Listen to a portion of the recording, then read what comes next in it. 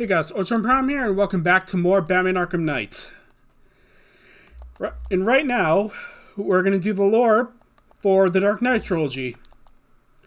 Now, a little background on the Dark Knight Trilogy.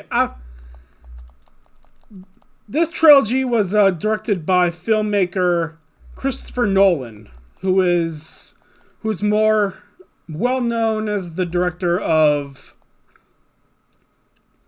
the films Memento and Inception. So Nolan had a lot of pressure on him since the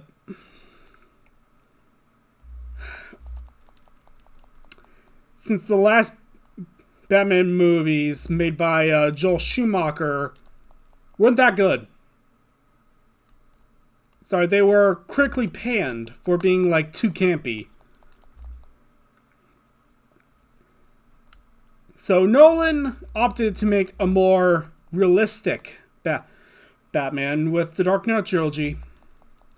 With the music stylings of the duo Hans Zimmer and James Newton Howard. However, Hans would be the only one to be scoring all three movies, which James Newton Howard only doing Batman Begins and The Dark Knight. So, yeah. Let's start with the cast. So this movie had an all-star cast with Christian Bale as the Caped Crusader,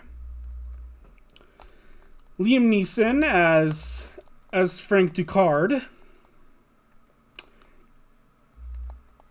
Katie Holmes as an original character named Rachel Dawes, Gary Oldman as Jim Gordon, Cillian Murphy as Scarecrow, and Tom Wilkinson as Falcone.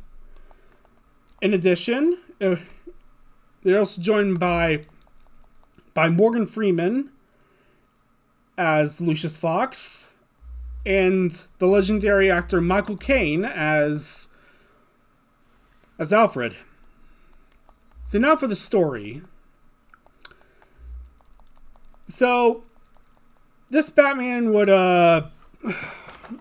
begin as how would you expect, with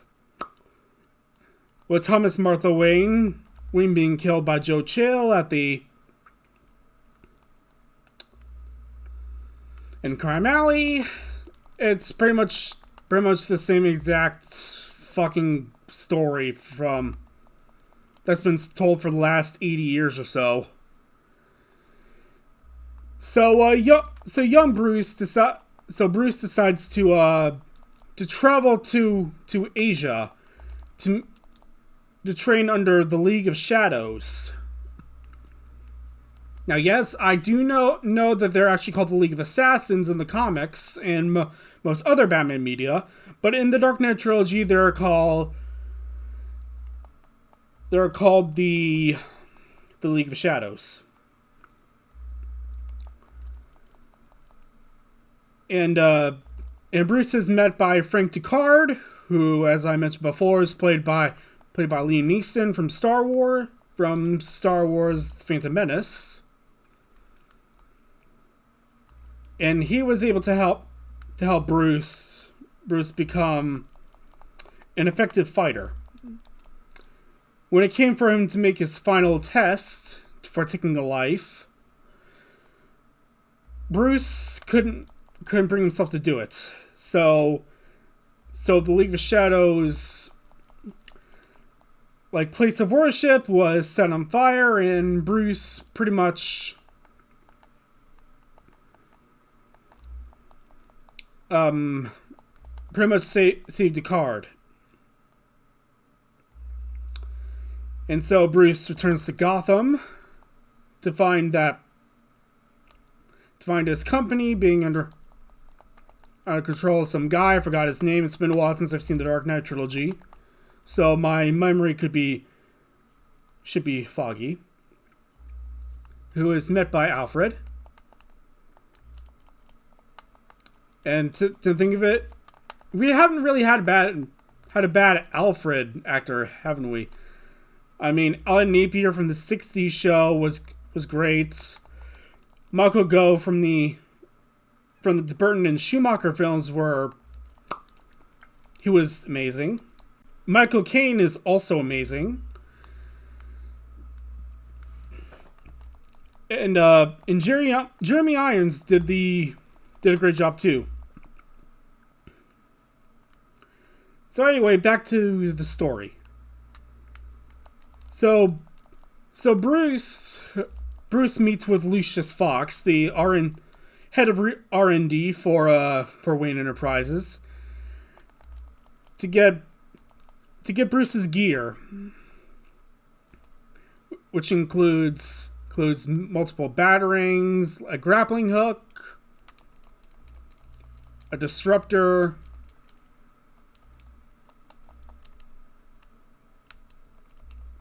and all that jazz.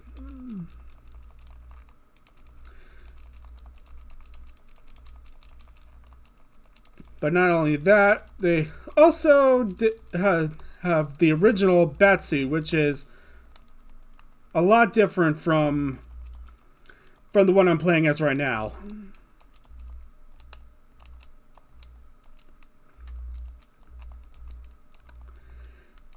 As this one has more of a comic accurate bat symbol, and is pretty much made of rubber, I think.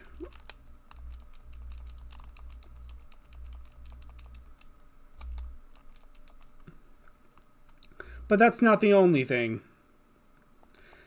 that Lucius was able to show Bruce for his nightly escapades. He needed a vehicle, and this vehicle was a military prototype, as in a military prototype tank. Now this tank is known as the Tumbler. However, the first time we see in the film, it's made of desert camo, with Bruce pretty much sold with one memorable phrase from the movie. Does it come in black?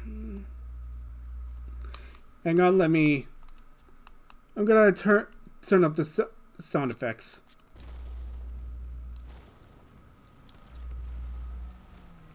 So as you can see the sounds from this Batmobile are directly from the movie. Now fast forward, Bruce rescues Rachel after she's poisoned by Scarecrow.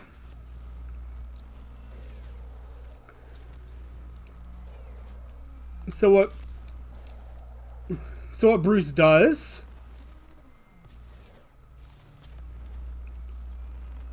is he drives on rooftops, like what I'm doing right now. It starts with a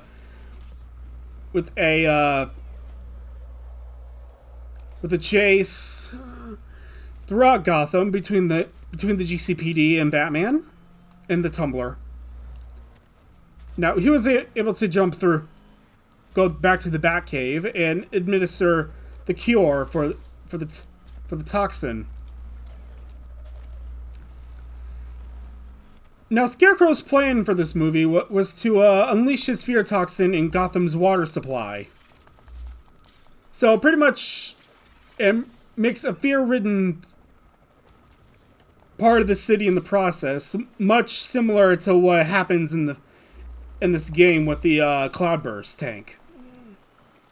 Except, no tanks.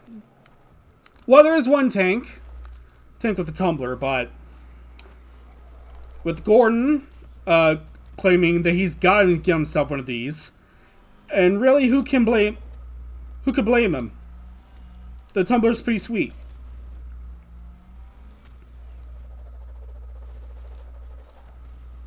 So so the film ends with Deckard dying in a train explosion headed to Wayne Tower. But before that, Bruce reveals himself to Rachel.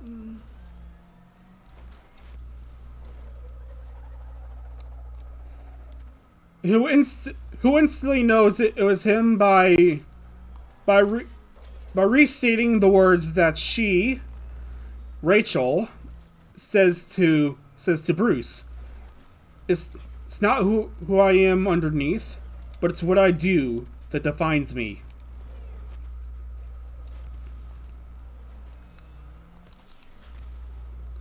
Okay, so fast forward to the end with Bruce and Rachel, quote unquote, breaking up, and ends with GCPD installing a bat signal, saying they'll get in touch with Batman anytime they need his help.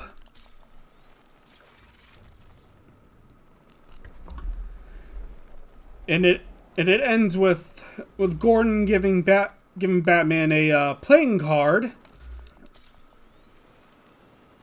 from the Joker. Now this movie did very well.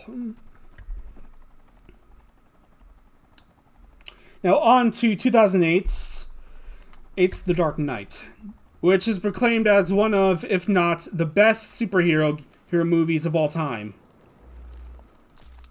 In addition to some of the cast returning, like most of them. Additions to the cast include the late actor Heath Ledger as the Joker,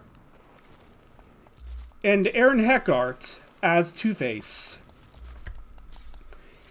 In addition, due to a scheduling conflicts with another film, Katie Holmes was unable to return for the sequel, and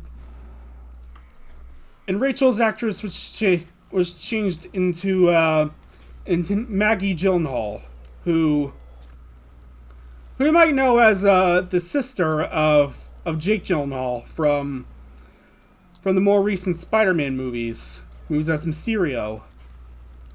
Oh yeah, and he was also in the okayish movie adaptation of Prince of Persia. Yeah, I honestly forgot that movie existed. But not only that, Cillian Murphy returns as Scarecrow for a brief cameo.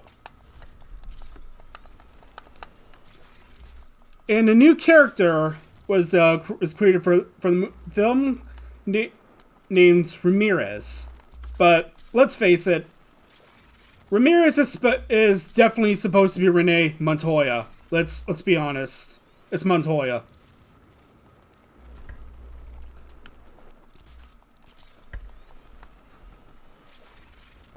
So Nolan comes back to direct the film, as well as Hans Zimmer to compose it.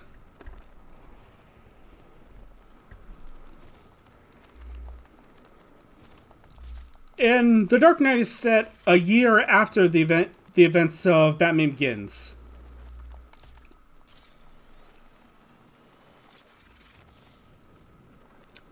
Yeah, it's been a while since I've seen The Dark Knight, so it has pretty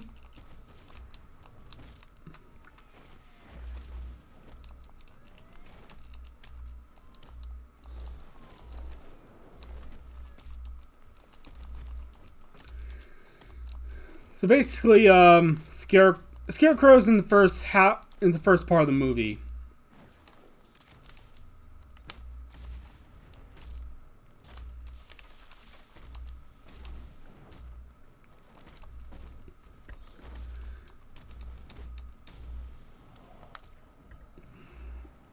But however, there's also police dogs, which is the main reason why Bruce upgrades his bat suit to the one we see now, as in the one I'm using right now.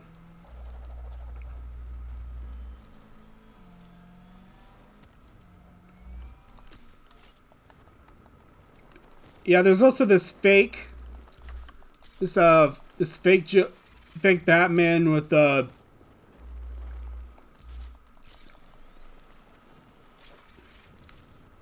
do you know the difference between that Batman and the real Batman is that I'm not wearing hockey pads. I don't know if that was... You know what? I should be a voice actor. Yeah. I mean, Necros pretty much says I have a very good Mark Hamill Joker. So, there's that. Okay, anyway, back to the movie.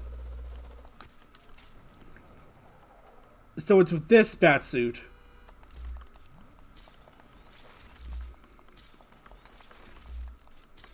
In fact, I keep on saying in fact. So the Joker kidnaps both Harvey and Rachel, and holds them both hostage to a bomb. With Bruce going after Rachel and Gordon going after Harvey. However, Batman was too late, and Rachel dies. Harvey survives, but part of his body is heavily scarred, and it's pretty much damaged his psyche too.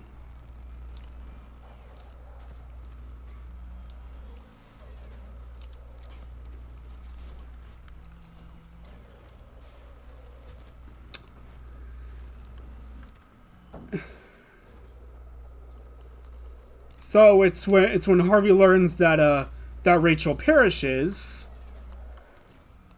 with his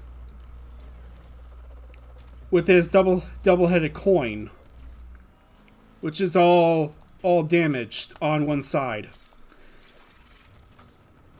Same with his face, really.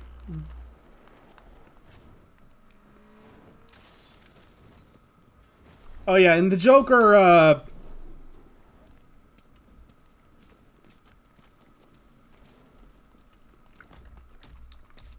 holds two put bombs in two boats. One with civilians and one with a lot of prisoners.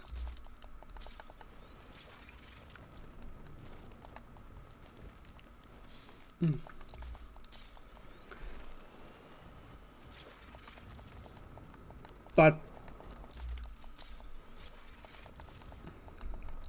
there's also this fight between Batman and some thugs with who are dressed secretly as hostages, and which come to think of it is really clever.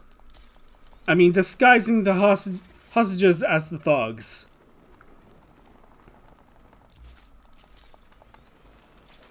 That's super clever.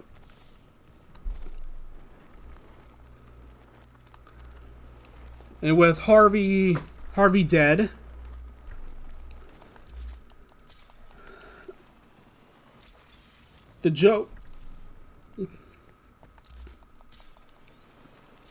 Batman volunteers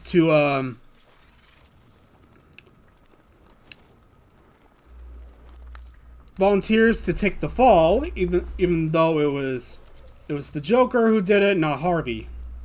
So that Harvey can be remembered as a hero instead of a villain, which mirrors pretty much Harvey's quote later in the film: "You either die a hero, or you live long enough to see yourself become the villain."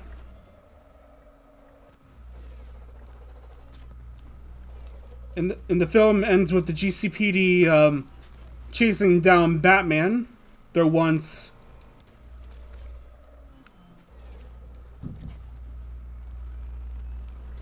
silent guardian and watchful protector. And with that, the Dark Knight ends.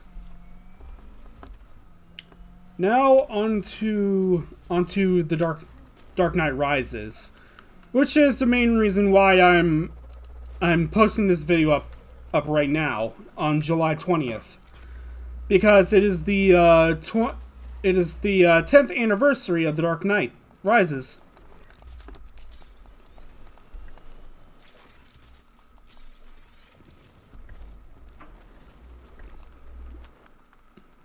So this movie also adds more actors, as you would expect. Adding actor Tom Hardy as Bane, Anne Hathaway as Catwoman, even though she's not directly referred to as Catwoman, just Selina and Miss Kyle. Also including actor Joseph Gordon-Levitt as the new GCPD officer named Blake. Oh yeah, I also forgot to say this for the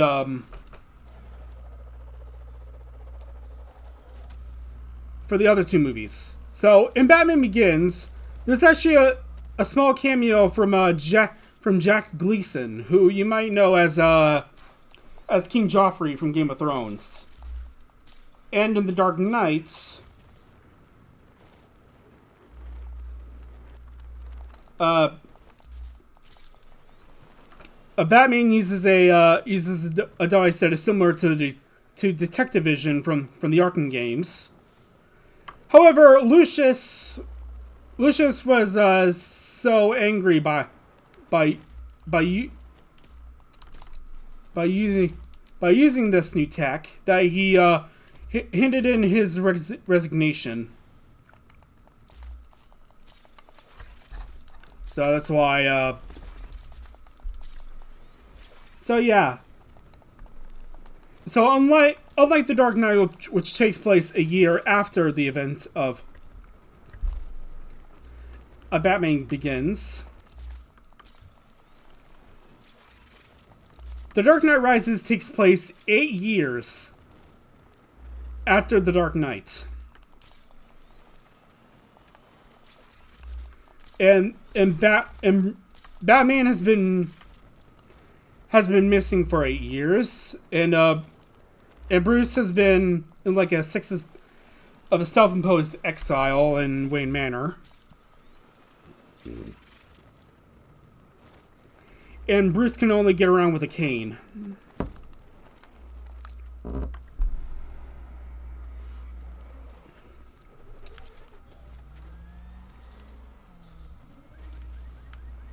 And Wayne Manor is also completely rebuilt.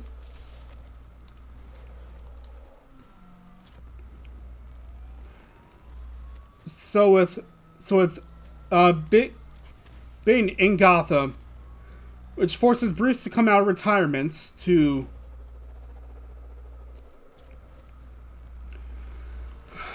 stop him. During their first fight, Bruce gets his back broken.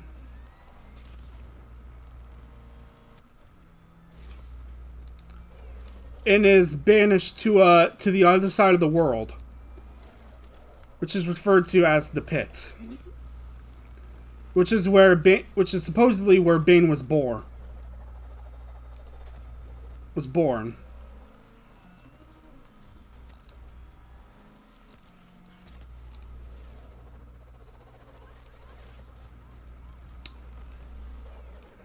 So Bruce eventually makes his way out of the Pit and heads back to Gotham City after like a day, which people have a lot of problem with, and frankly I've never really thought about it until now.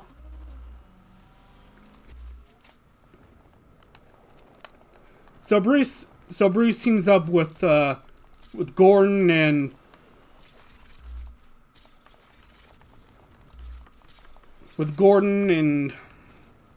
and Selina to stop Bane. Bane in this atomic bomb that's in that was at Wayne Enterprises.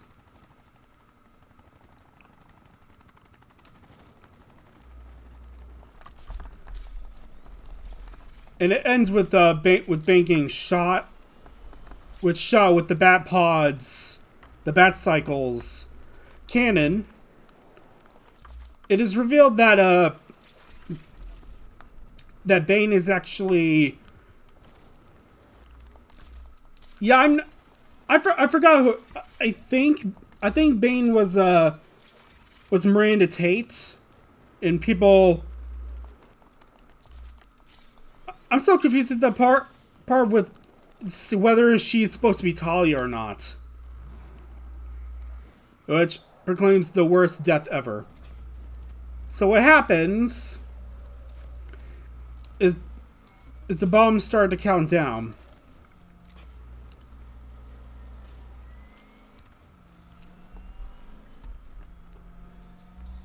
And there is no way of stopping it. So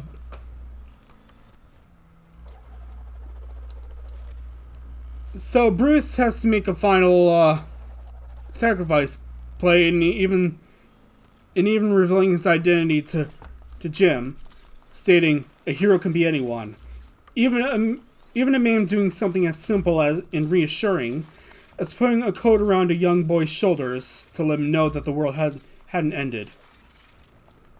And to that point, Gordon knew it was Bruce. So Bruce flies the Bat, which is the Dark Knight's version of the Batwing, to fly over to the shores of Gotham, sacrificing himself.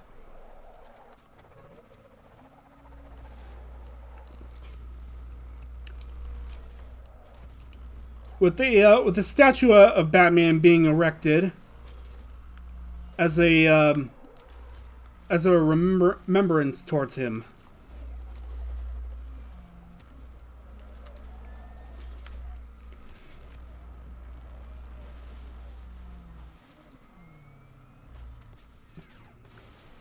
And and it ends with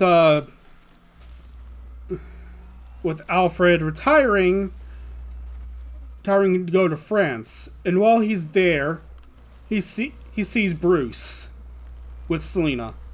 Now, I don't know if that hints at Bruce being alive, or if that's just a hallucination. It was never really clear to me about that.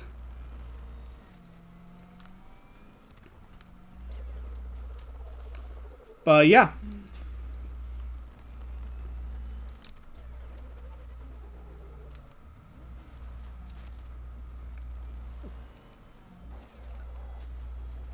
So that's pretty much the end of the Dark Knight Trilogy.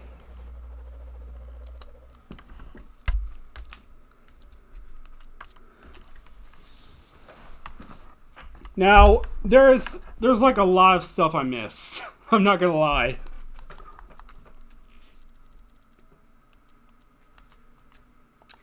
So I am preparing for the next video, which will be about Batfleck.